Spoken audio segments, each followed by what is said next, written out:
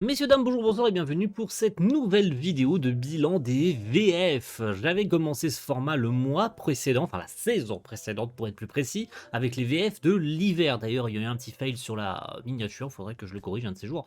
Aujourd'hui, on est là pour parler des VF que j'ai regardés, parce qu'il y a beaucoup d'autres VF, bon beaucoup, n'exagérons rien, il n'y en a pas 50 par saison, tous les animés ne sont pas doublés. Et on a 3 plateformes aujourd'hui sur lesquelles j'ai regardé des séries différentes et surtout avec des VF qui viennent de ces plateformes. On va commencer par les chapeaux de roue. J'aurais pu la garder pour la fin, je vous avoue, j'aurais pu garder, on va dire, la pire pour la fin, mais en fait, on va commencer par la pire dès le début, en fait. Puisqu'on va parler de la série. Alors, je sais plus exactement, Katainaka Osan, je sais plus comment elle s'appelle, son nom est trop compliqué en fait, tout simplement. Si je vous mets le carton de doublage, ça va tout de suite vous parler, hein. C'est une série qui est sortie sur Prime Video, il y en a d'ailleurs une deuxième qui est sortie avec un autre doublage français sur cette plateforme, et autant dire les termes, hein, ne perdons pas trop de temps là-dessus, arrêtons de tourner autour du pot, on va pas perdre de temps là-dessus, c'est une catastrophe, cette VF.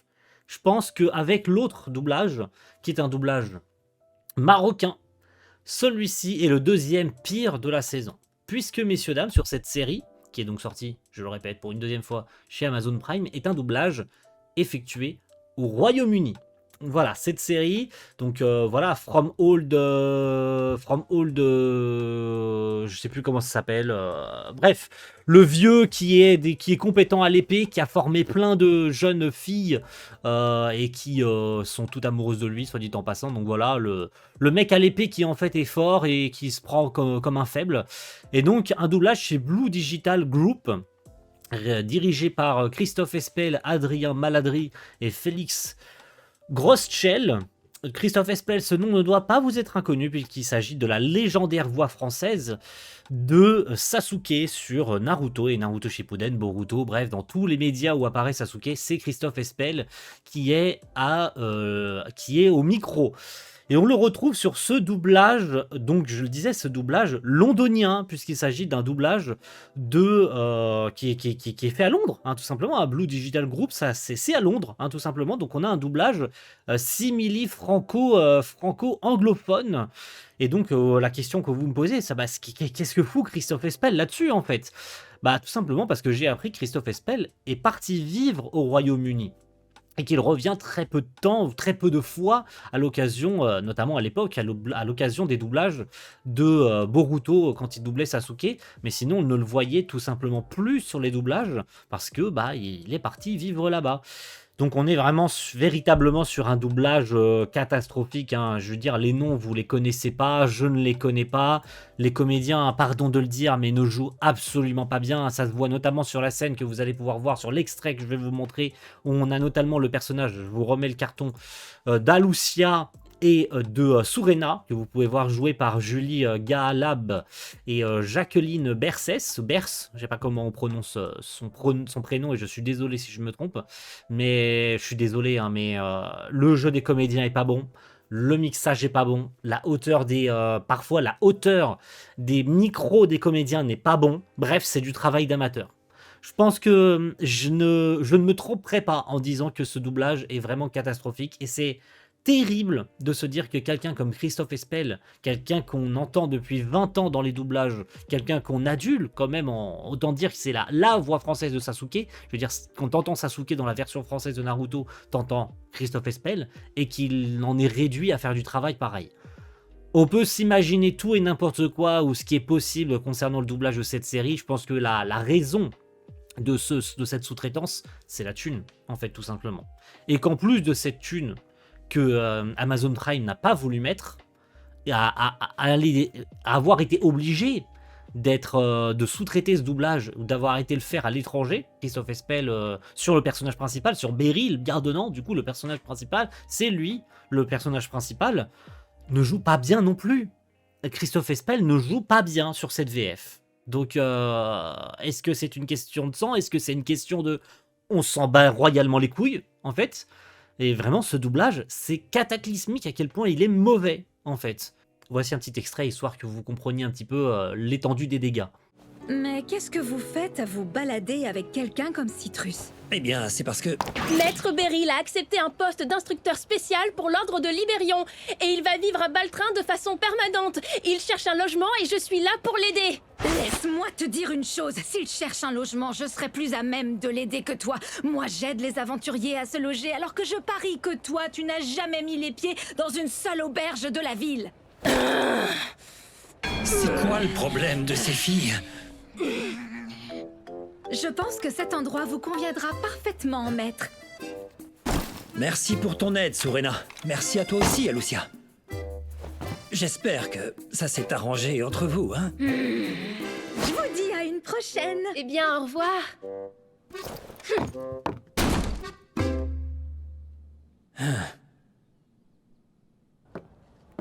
Je crois que j'ai passé l'âge d'apprécier la vie en ville. Mais c'est agréable d'avoir mes anciennes élèves qui s'occupent de moi. On continue avec un doublage que j'attendais particulièrement, mais je n'ai pas le carton de doublage, de toute façon ça sera au montage, hein, si j'arrive à confectionner, ou à la limite à récupérer le carton de doublage de la S1, puisqu'il s'agit d'une suite, et il s'agit de la sorcière invincible tueuse de slime, depuis 300 ans, que j'avais beaucoup aimé. C'était un doublage Lilo Media Group Belgique, et j'avais énormément apprécié ce doublage où on retrouvait des gros noms du doublage belge, notamment Nancy Philippot, hein, la voix de Eris sur Mushoku Tensei, sur Azusa, le personnage principal. On a Elsa Poiseau, on a Marie Bram, Marie van Hermengen, si j'arrive à prononcer son nom, Hermergem, pardon, Marie Dubled, Sophie Pironnet, voilà, j'ai le carton en face pour éviter de dire n'importe quoi, Elena Kobjan qui est là aussi, Laetitia Liénard, bref, Ludivine Devorst, bref, des gros noms, énormément hein, de Sophie Frison aussi qui est là, mais un excellent doublage déjà chez Lilo Media Group, donc j'ai pas le moindre doute sur le fait que cette saison 2 soit chez aussi mais Lilo Media, mais encore une fois il n'y a pas le carton de doublage de la saison 2, il y a quand même quelques épisodes et un en particulier que vous allez pouvoir entendre dans l'extrait suivant. Il s'agit de l'épisode 7 qui m'a particulièrement touché. Ça faisait un moment que j'avais pas lâché une larme devant une série. Il y a 2-3 séries ces derniers temps là où j'étais vraiment sur le cul, mais un petit moment que j'avais pas lâché une larme comme ça, c'est sur l'épisode 7 où on a une grosse partie de l'épisode hein, qui est centrée sur un mariage. Et c'est particulièrement touchant. Autant en VO, déjà, j'avais vu brièvement le passage en VO. Autant en VF, je trouve qu'ils ont fait un travail vraiment merveilleux. Les comédiennes jouent parfaitement bien l'émotion qu'il y a, qu'on ressent. Ça touche au plus profond de soi. Si t'es pas touché par cette scène, c'est que vraiment, t'es pas dans l'ambiance, t'es pas dans le truc du tout, en fait. Et moi, je trouve que vraiment, cette VF m'a particulièrement plu et c'est pour ça que j'attendais du coup qu'elle sorte hein, avec 3 épisodes de retard sur la VO, mais non, c'est un sans faute vraiment ce doublage belge. Donc voici l'extrait en question et j'espère que vous comprendrez où est-ce que je veux revenir. Pour ma sœur Shalcha, je me demande quand est-ce que tu as commencé à m'appeler ta grande sœur. Ça remonte à pas mal de temps. Il y a tant d'années qui ont passé que j'ai du mal à me rappeler de la première fois. Depuis que tu es petite, tu as tendance à foncer droit devant toi et à t'obstiner quoi qu'il arrive. Dans ces moments-là, tu ne vois plus ce qui t'entoure. Par exemple, la fois où tu t'es mise en tête de vaincre maman. Tu m'as tellement surprise. Mais tu sais, Shalcha, au fond, si tu n'avais pas osé la défier, à l'heure qu'il est, nous serions peut-être encore dans la forêt, à vivre toutes les deux dans la solitude. Ce que je veux dire, c'est que si on est heureuse aujourd'hui, à mon avis, c'est grâce à toi. Et voilà. J'espère que ça va continuer. Ta sœur, Falfa.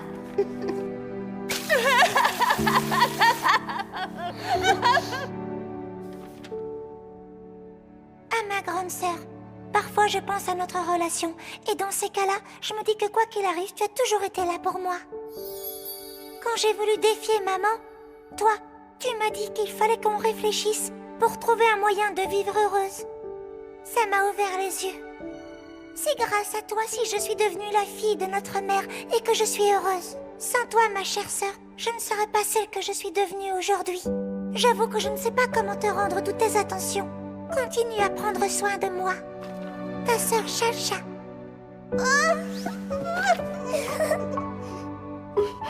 Et j'ai aussi un message pour notre mère. Je voulais te dire que je suis heureuse d'être ta fille, chère mère. Merci pour tout. Et j'espère que tu resteras en bonne santé. C'est moi qui vous remercie d'être ce que vous êtes. Merci d'être venu au monde, mes chéris.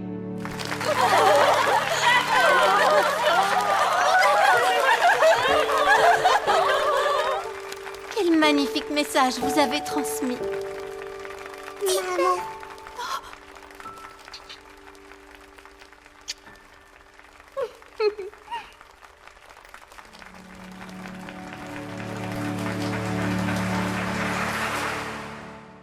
Troisième série, et on va parler de Gundam. Oui, c'est la première fois qu'on parle de Gundam sur cette chaîne, et on va parler de Gundam G-Quarks, qui est sorti chez Amazon Prime également. Ouais, Amazon Prime a sorti, je crois, 3 séries, dont notamment Osan, Bumpkin, machin truc là, la première VF dégueulasse là, mais aussi cette série Gundam G-Quarks, qui est donc une continuité, une série, on va dire, alternative aux premières séries Gundam des années fin 70, je crois, Gundam 79, un truc comme ça.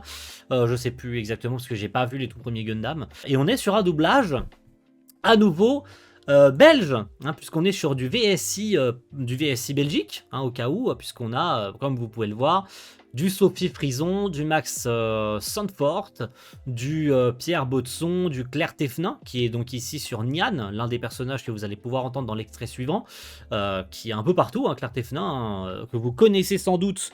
Pour ceux, pour ceux à qui ça va parler, c'est Tanya, sur Tanya of the Evil, voilà, au cas où, histoire de vous mettre un peu dans l'ambiance. Sophie Frison, c'est aussi, j'en parlais tout à l'heure, puisqu'elle est aussi sur la VF de la sorcière le slime. Sophie Frison, vous l'avez sans doute énormément entendu sur Miss Kobayashi, puisque c'est Thor, voilà, l'un des personnages principaux de Miss Kobayashi. Puis après, voilà, les noms de Max Van Sandfort, vous l'avez entendu dernièrement sur Dr Stone saison finale, voilà, la saison précédente. Donc c'est des noms que vous connaissez. Donc voilà, un grand travail fourni par Laurent Vernin et évidemment les personnes chez Amazon Prime et qui gèrent les Gundam en France, qui ont un droit, enfin qui regardent attentivement ce qui est fait. Et on a évidemment une traduction VO et une adaptation pour la VF de Kevin Stoker et Étienne Remonde, qui font des travaux parfaits. Voilà, autant dire, voilà, ils ont les yeux bien rivés, hein, je le sais, puisqu'il y a notamment une des personnes qui a les yeux rivés sur cette VF et qui gère le doublage en interne chez Amazon Prime sur le Discord de la communauté Blu-ray.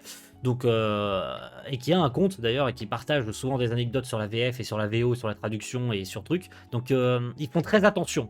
Donc autant dire que ils y mettent vraiment du cœur, ils y mettent le temps qu'il faut, ils y mettent vraiment les moyens sur cette VF de Gundam, et ça se sent. Et la voix des personnages principaux que vous allez entendre d'ici quelques secondes me conquiert totalement. Donc voici l'extrait, profitez-en bien. Hé, le père affamé! Je t'apporte de quoi grailler!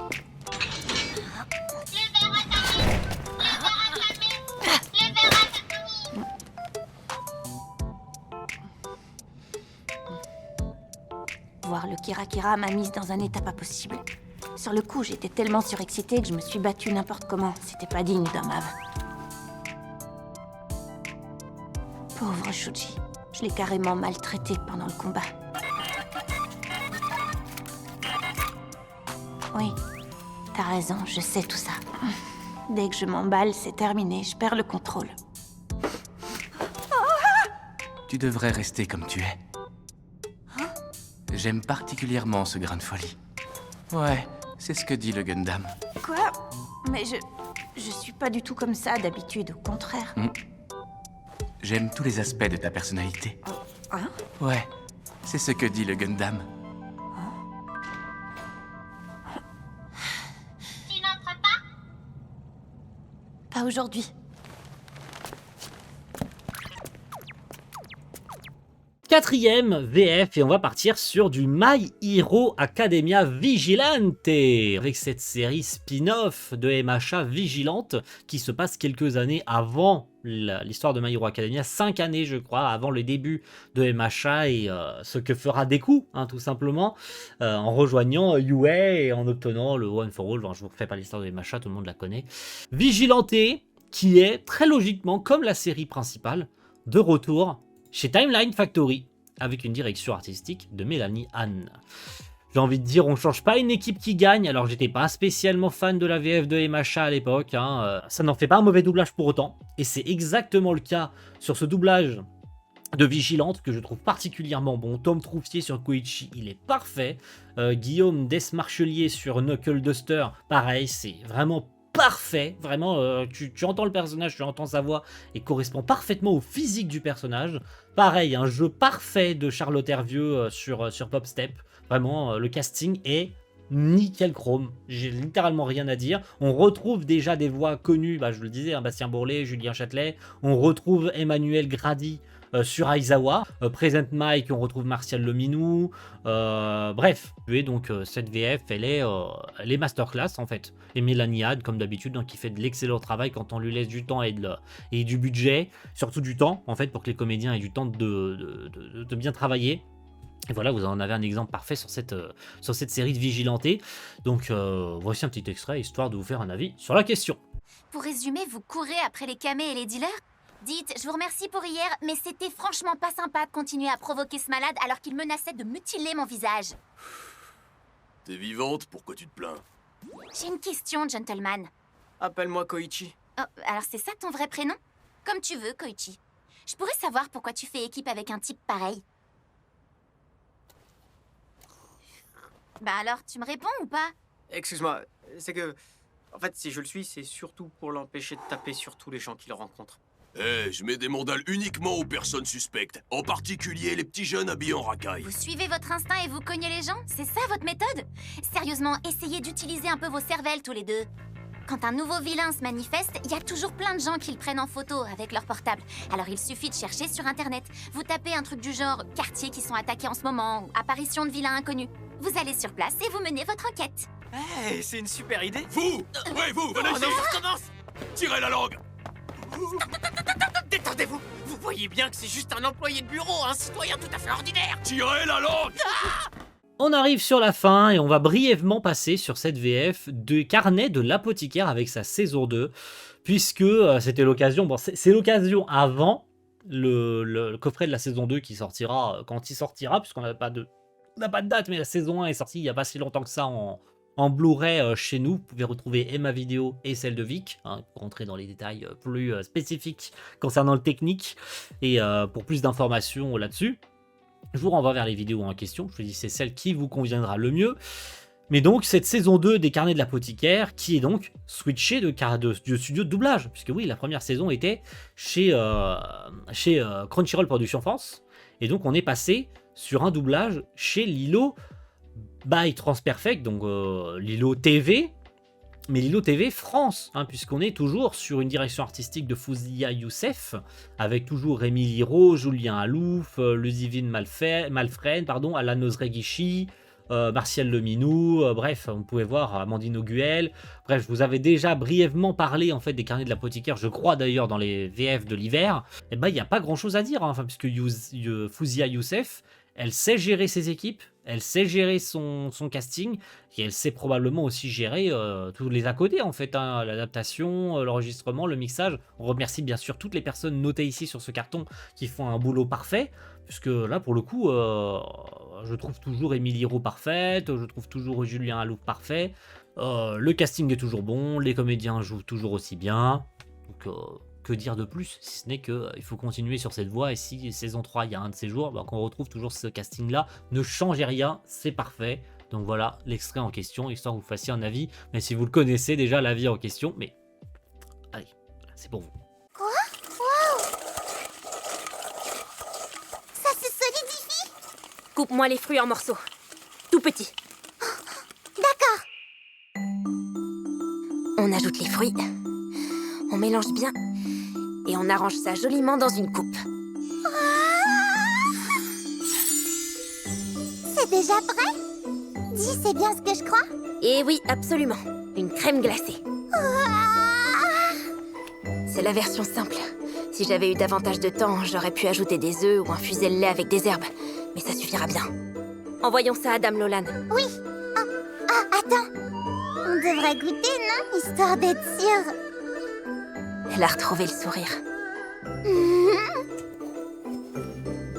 Tiens, Il en reste un peu. Oh, péché bon. Et on boucle sur une VF qui a fait parler, puisqu'il y en a deux. Ouais, vous savez de laquelle on va parler. Pour boucler, on va parler de la VF de Witchwatch. Mais de laquelle on parle? Parce que oui, je vous disais qu'il y a deux VF. Et oui, on est exactement dans le même cas que Dan Dadan et d'autres VF de ces deux plateformes, puisqu'on va parler de la VF de Netflix. Oui, grande surprise, je ne vous parlerai pas de la VF de ADN, qui est un doublage belge, mais je vais vous parler de celle de Netflix, que j'aime particulièrement. Je préfère largement la VF de Netflix, pour une fois. Et voici le carton de doublage. On est sur un doublage de chez Ditra Film, dirigé par Nathalie Holmes. Et vous pouvez voir le carton de doublage, les comédiens, c'est vraiment 5 étoiles en fait ce doublage. Hein. On a Louis Lecordier, on a Bruno Meyer, on a Julien Portugais, on a Léa Marcillou, on a Adrien Antoine, on a Fanny Van Bacas, pardon. On a Rémi Guton du coup sur le personnage principal, puisque je passais un peu sur les rôles secondaires. Rémi Guton du coup sur Morito, le personnage principal. Et on a surtout sur Nico, l'héroïne de Witchwatch, la sorcière, est jouée par Jeanne Tellier.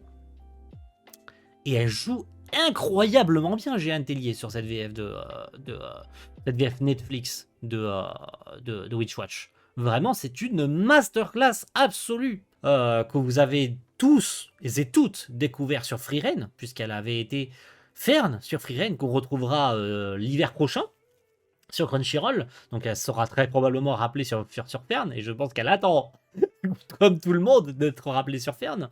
Mais voilà, vous l'avez tous et toutes découvert, Jeanne Tellier sur Fern. Elle avait joué dernièrement sur quelques petits rôles, notamment sur Sakamoto Days, où elle jouait la fille de Sakamoto, la petite. Et du coup, elle se retrouve sur un rôle principal, sur son premier gros rôle principal, sur Nico, de Witchwatch, sur ce doublage de Witchwatch Netflix. Et franchement, c'est excellent. Vraiment, ce doublage est excellent. Il n'y a rien à dire. Morito, Rémi Guton est parfait. Les persos secondaires sont nickel chrome. Même les personnages ultra secondaires, les personnages en fond et tout, sont parfaits.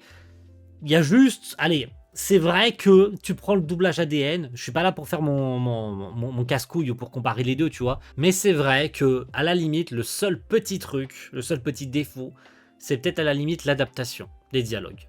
Que sur ADN, c'est un peu plus leste, en fait, les personnages parlent un peu mieux, ils sont un peu plus dans l'air du temps, tu vois, ils ont moins le bâton dans le cul, tu vois. Là où dans la VF de Netflix, ils sont un peu plus tu sais, ils parlent pas comme des lycéens. Tu vois, c'est sûrement l'un des seuls défauts de cette VF de Netflix, c'est que les persos, on dirait qu'ils sont un peu trop rigides quand ils parlent. On dirait qu'ils ont tous 25, 30 ans, comme s'ils parlaient comme des adultes. Mais alors que la plupart des personnages de la série, c'est des lycéens. Donc ils devraient parler comme des lycéens de notre époque, en fait. La série se passe globalement à notre époque. Donc pourquoi les personnages parlent comme des trentenaires? Ça n'a pas de sens, tu vois. Avant qu'on fasse la conclusion, excusez-moi, j'avais oublié de vous mettre un extrait. Donc voici un petit extrait, malgré tout, de ce doublage Netflix de Witchwatch. Parce qu'il est vraiment excellent. Je suis curieux de savoir ce qu'est devenu cette petite peste.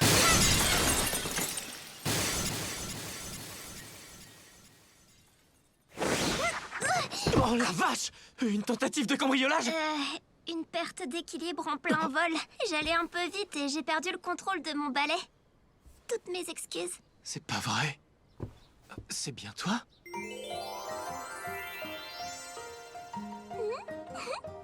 Moi? Nico. On se retrouve enfin, comme on se l'était promis. T'en dis quoi? Regarde, suis-je devenue une grande sorcière? Avant tout, on va nettoyer tout ça.